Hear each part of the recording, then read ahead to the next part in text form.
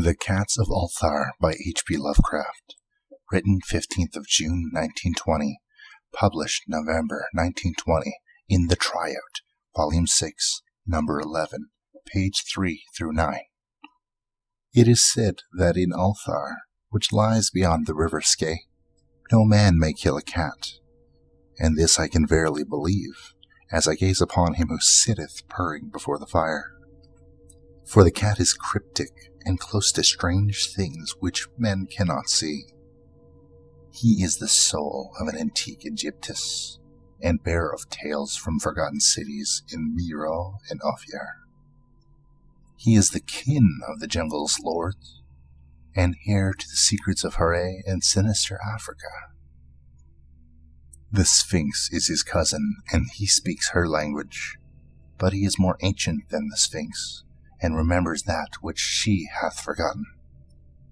In Ulthar, before ever the burgesses forbade the killing of cats, there dwelt an old cotter and his wife, who delighted to trap and slay the cats of their neighbors. Why they did this I know not, save that many hate the voice of the cat in the night, and take it ill that cat should run stealthy about the yards and gardens at twilight. But, whatever the reason, this old man and woman took pleasure in trapping and slaying every cat which came near to their hovel. And from some of the sounds heard after dark, many villagers fancied that the manner of slaying was exceedingly peculiar.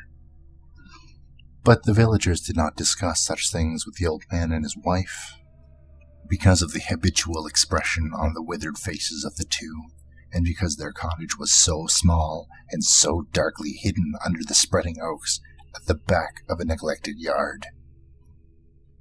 In truth, much as the owners of the cats hated the old folk, they feared them more, and instead of berating them as brutal assassins, merely took care that no cherished pet or mouser should stray towards the remote hovel under the dark trees.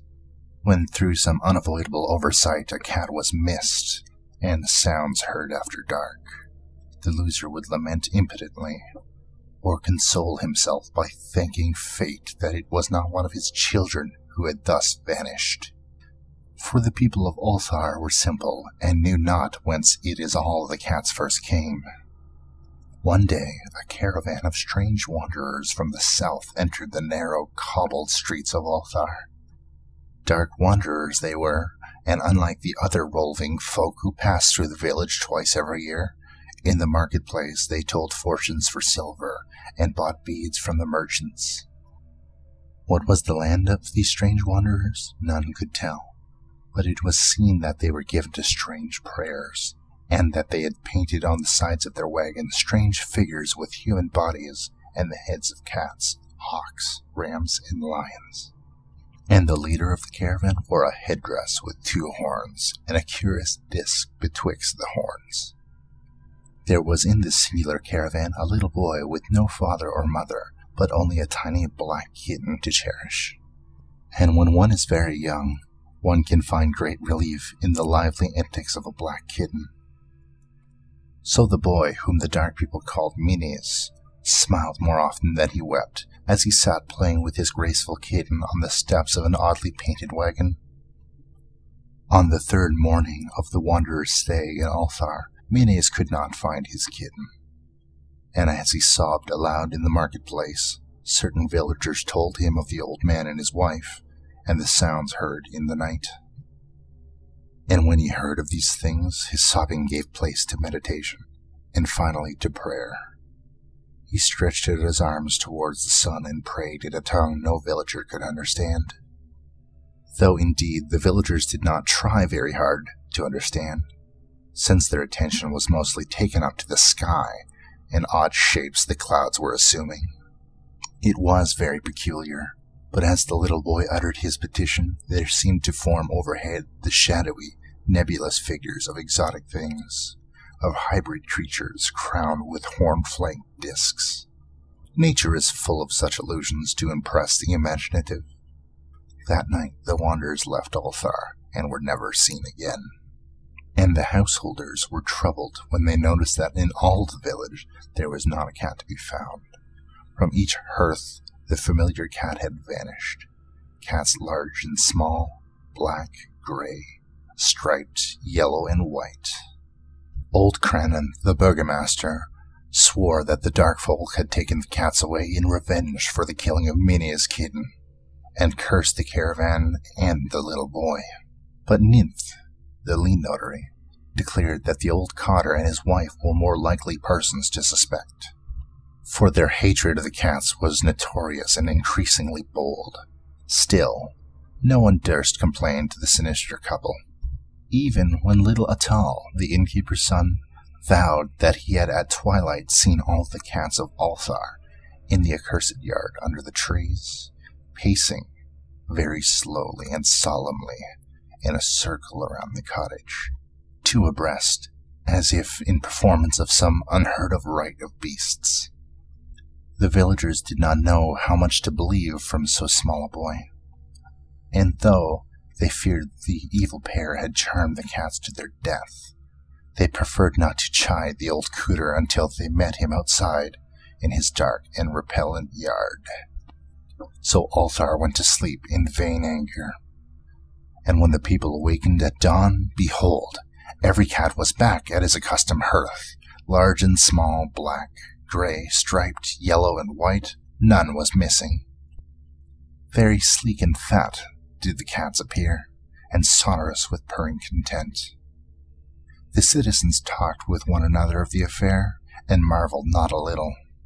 Old Crannan again insisted that it was the dark folk who had taken them, since cats did not return alive from the cottage of the ancient man and his wife. But all agreed on one thing, that the refusal of all the cats to eat their portions of meat or drink their sausage of milk was exceedingly curious. And for 2 whole days, the sleek, lazy cats of Ulthar would touch no food, but only doze by the fire or in the sun.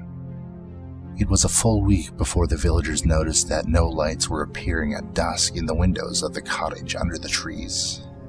Then the lean Nith remarked that no one had seen the old man or his wife since the night the cats were away. In another week, the burgomaster decided to overcome his fears and call it the strangely silent dwelling as a matter of duty, though in doing so he was careful to take with him Shang, the blacksmith, and Thol, the cutter of stone, as witness. And when they had broken down the frail door, they found only this: 2 cleanly picked human skeletons on the earthen floor, and a number of singular beetles crawling in the shadowy corners. There was subsequently much talk amongst the burgesses of Ulthar. Zath, the coroner, disputed at length with Nith, the lean notary, and Crannan and Slang and Thol were overwhelmed with questions. Even little Atal, the innkeeper's son, was closely questioned and given a sweetmeat as a reward.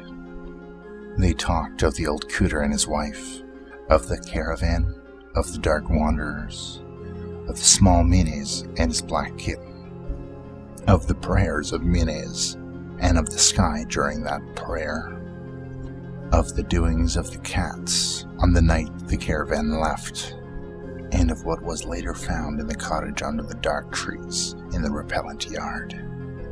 And in the end, the burgesses passed that remarkable law, which is told of by the traders in Hathig and discussed by travelers in Near, namely, that in Ulthar no man may kill a cat.